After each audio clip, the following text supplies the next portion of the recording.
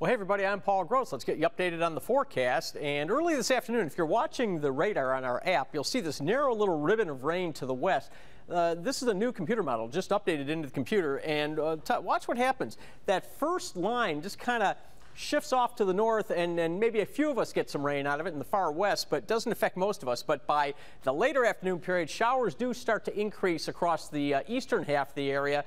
But that's going to be something that's going to continue into the night. So right now, Friday night football, high school football, not looking real good. Some of you may get away without some rain, but plan for rain if you're going to be heading out this evening. And then as you move through the night, this cold front's very slow to move through. Notice the rain is really on the east side. So unlike earlier this week where the heavier rain was to the west with lighter amounts to the east, this is the opposite. The heavier rain amounts, meaning a third to half an inch. That's going to be on the east side with less amounts back to the west because it cuts off behind this front. So the front comes through, and first thing tomorrow morning, we have the rain out of here. Look at this. I think in this little dry slot behind the front, I think we're going to actually see some sunshine during the day tomorrow. Now, it's going to be colder, but at least with the sunshine, we can handle that. Remember, it's fall. We can handle some cool weather. And then clouds tend to fill back in a little bit late afternoon into tomorrow evening, but it should be dry for your Saturday evening plans. So for this afternoon, the rain will be developing, just a gradual increase in the chances as you move from west to east through the afternoon.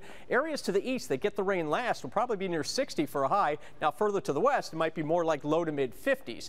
As you move into the day tomorrow, again, the rain's out first thing in the morning. That's good news for homecoming at U of M. 48 for the high, though, and it's going to be kind of a breezy day, but nothing terrible, just it'll be much chillier than we saw today. No problems for going to your Sunday night football party on Sunday. Of course, Lions are here on Local 4.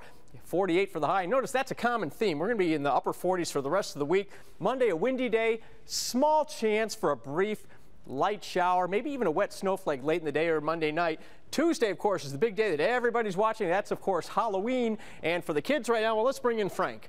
And basically, it's going to be in the mid-40s when you get to the prime of trick-or-treating time. So it's going to be breezy, mid-40s. That means a little bit of a wind chill in there. Might even feel more like upper 30s. So some layers underneath those costumes would be well advised. But at least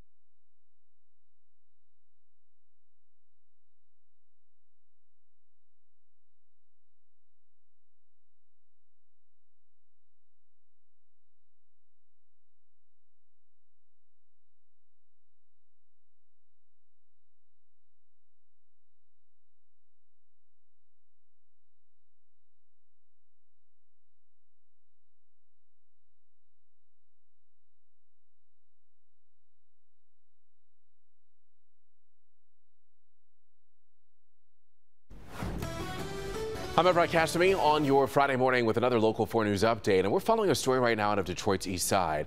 That's where two women were shot overnight during a domestic dispute.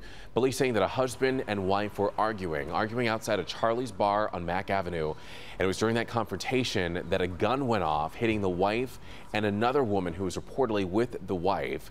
Thankfully, both women are expected to be okay, but police are now searching for the victim's husband who left the scene. We're going to have more on this coming up on Local 4 News at noon. In the meantime, we do want to get a check of your weekend forecast with meteorologist Paul Gross. Good morning.